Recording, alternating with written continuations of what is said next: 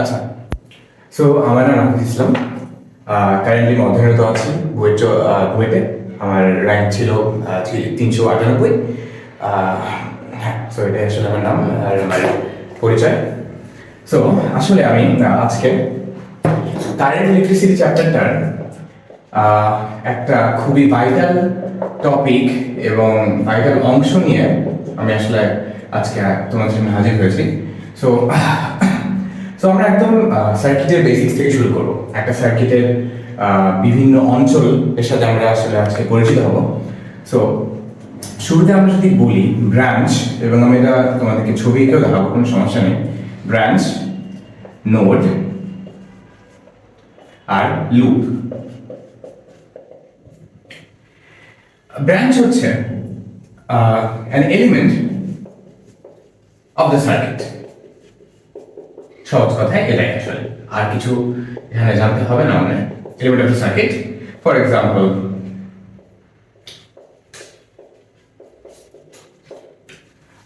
wire or battery। আচ্ছা, node হচ্ছে এটা হচ্ছে ছেদ বিন্দু, দুইটা ব্রাঞ্চের ছেদ বিন্দু দিয়ে তৈরি হয় একটা নোড।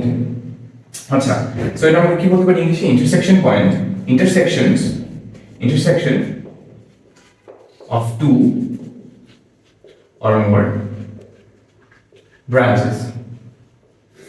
আচ্ছা, লুপ হচ্ছে, লুপ একটি কি বলতে পারি, একটি circular a circle inside a part of the circuit which inscribes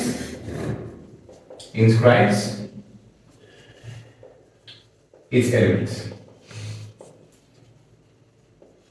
আচ্ছা, সো এটা তোমরা দেখতে পাইলে ডেফিনেশন এবং সংজ্ঞাগুলো, এবং আমরা বুঝতে পারছি আশা করা যায়। তো আমি যদি তোমাদের একটা সার্কিট এঁকে দেখাই আসলে, সো এমন একটা সার্কিট। আচ্ছা, সো এটা একটা বলতে পারো, এটা কি একটা ব্যাটারি, এর ভোল্টেজ V, এটা একটা রেজিস্টার। এইটা দেখো, এইখানে হচ্ছে নজর, এখানে একটা তার আর একটা তার আর একটা তারের সংযোগ বিন্দু কিন্তু। সো এটা আসলে আমাদের নোড। আর ব্রাঞ্চ হচ্ছে ব্যাটারিটাও একটা ব্রাঞ্চ, আর এই যে ওয়্যারটাও কিন্তু একটা ব্রাঞ্চ। আচ্ছা, সো এইটা হচ্ছে নোড। নোড হচ্ছে এই বিন্দুটা, যে বিন্দুটা আসলে এই তিনটা ওয়্যার কিন্তু মিট করছে।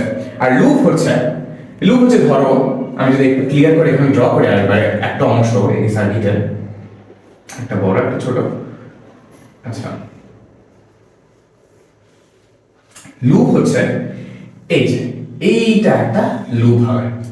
এখানে একটা সার্কুলার কার্ভ দেখতে পাচ্ছি, বক্ররেখা আসলে, যেটা আসলে এই পুরো সার্কিটের সকল এলিমেন্টগুলোকে আসলে আবদ্ধ করতেছে এবং সকল এলিমেন্টগুলোকে ইনক্লুড করতেছে এই সার্কিটে।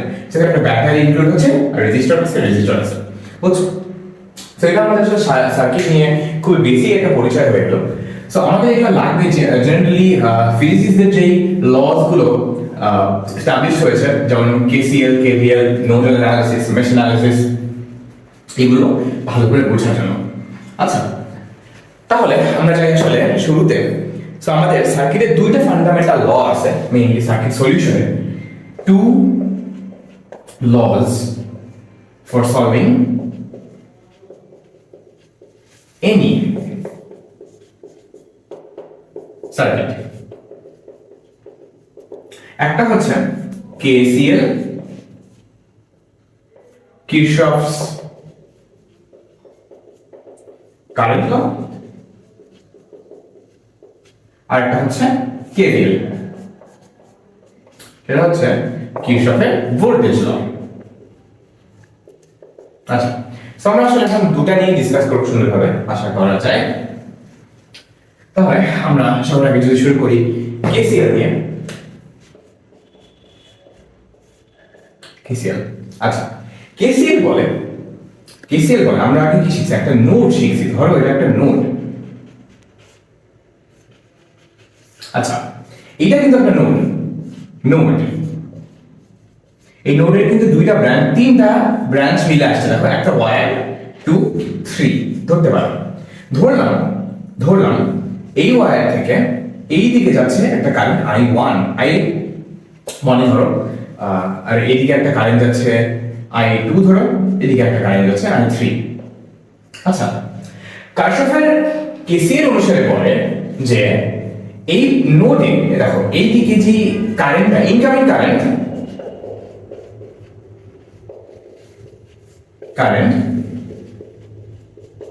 and outgoing current are equal। আচ্ছা, সো এখানে আমরা এটাকে গাণিতিকভাবে কিভাবে রিপ্রেজেন্ট করতে পারি, গাণিতিকভাবে আমরা যদি এখানে রিপ্রেজেন্ট করতে পারি একটু পরিষ্কার করে নিই, তাহলে তোমরা ভালো করে বুঝতে পারবা। এই যে I1 সমান সমান I2 প্লাস I3, তাহলে এই যেটা কি ইনকামিং কারেন্ট, কারণ দেখো সার্কিটের ভিতরে এই নোডের ভিতরে কিন্তু কারেন্ট ঢুকতেছে,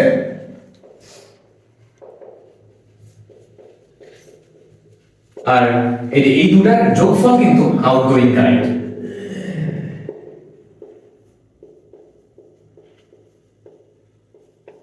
আচ্ছা, একটা জিনিস তোমার মনে রাখা উচিত, কারেন্ট কিন্তু আমাদের সিলেবাসে স্কেলার রাশি, scalar quantity.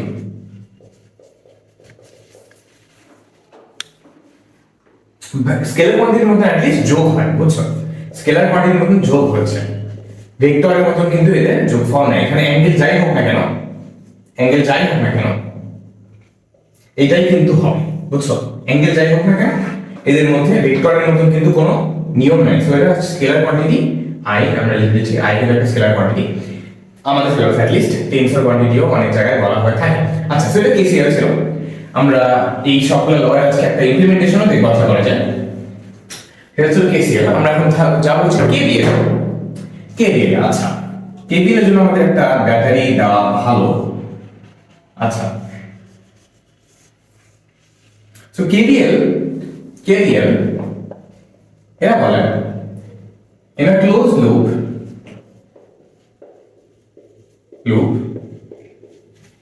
the net voltage is always zero। বুঝছো? net voltage always zero, this includes, এখানে কিন্তু খালি এই ব্যাটারি প্লাস দেখো যখন কারেন্ট যখন এই রোধের মধ্যে দিয়ে যাবে, ধরলাম এটা V এটা I, বুঝছো? যখন এই কারেন্ট রোধের মধ্যে যাবে আমরা কি জানি ওহমস ল অনুসারে V সমান IR। সো এই সকল কিছু ব্যাটারি ভোল্টেজ বিভব যে বাংলা যদি বলা হয় এবং বাকি সবকিছুর ভোল্টেজের যোগফল শূন্য হয়।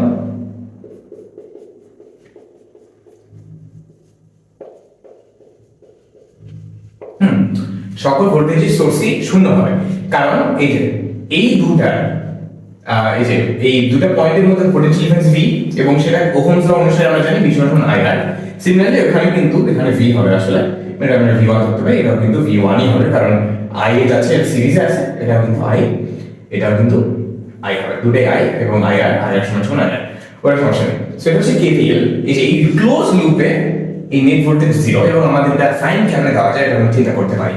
আচ্ছা, ছোট মানে কি, এটা কিন্তু মাইনাস সাইড, এটা কিন্তু প্লাস সাইড। আচ্ছা, এন্ড আমরা জানি কারেন্ট কিন্তু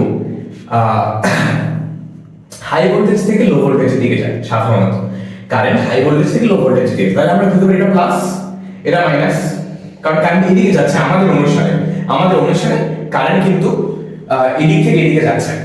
আচ্ছা, কারেন্ট কিন্তু এদিক থেকে এদিকে যাচ্ছে, আমি একটু পরিষ্কার করে নিয়ে যাই না, কারেন্ট কিন্তু এদিক থেকে এদিকে যাচ্ছে।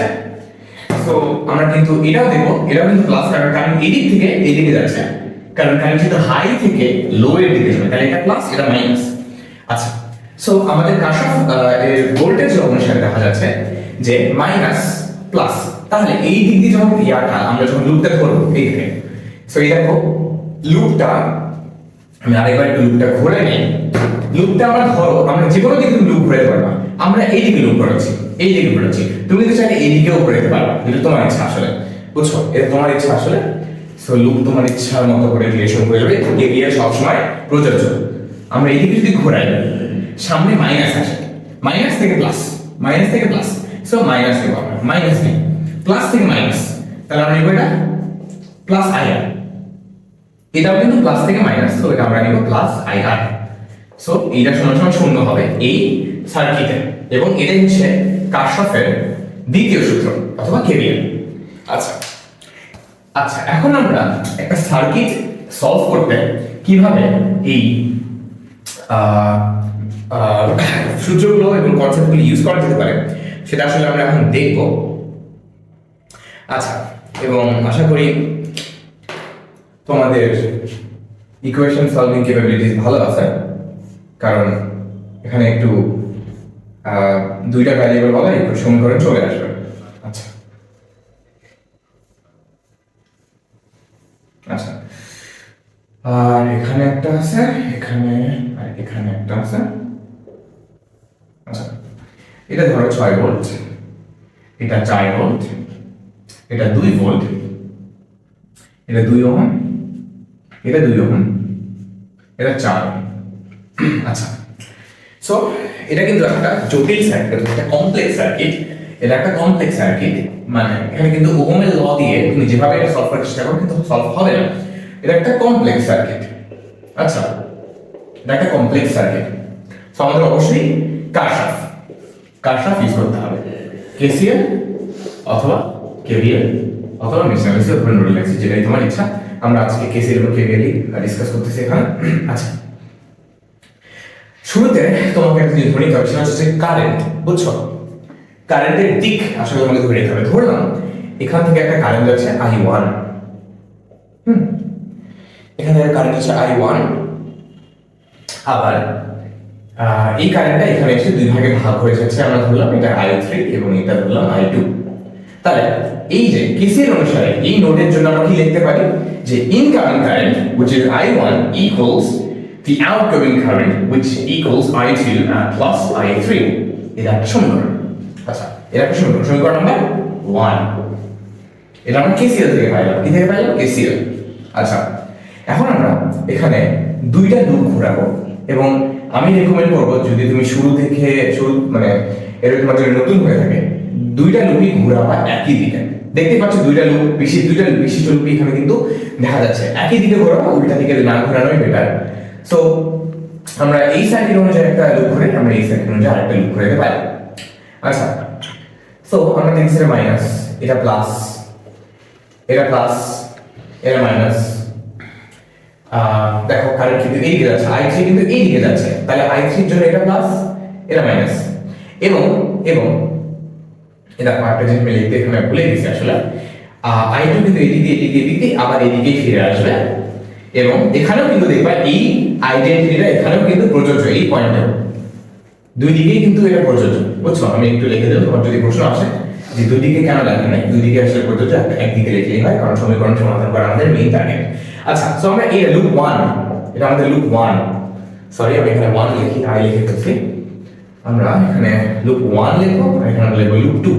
এটা আমাদের লেখার দরকার নেই, আমি তোমাদের জন্য ভালো করে যদি তোমাদের কোনো কমপ্লেক্সিটি না আসে বোঝাতে, তাই জন্য লিখতেছি।